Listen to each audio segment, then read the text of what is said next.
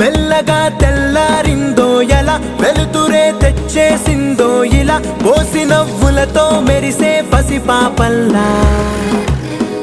చేదతో బావులలో గలగల, చెరువులో బాతుల ఈతల కళ, చేదుగా ఉన్న వేపను నమిలే వేళ. చుట్ట పొగ మంచుల్లో, చుట్టాల పిలుపుల్లో, మాటలే కలిపేస్తూ మనసారా మమతల్ని పండించి అందించు హృదయంలా.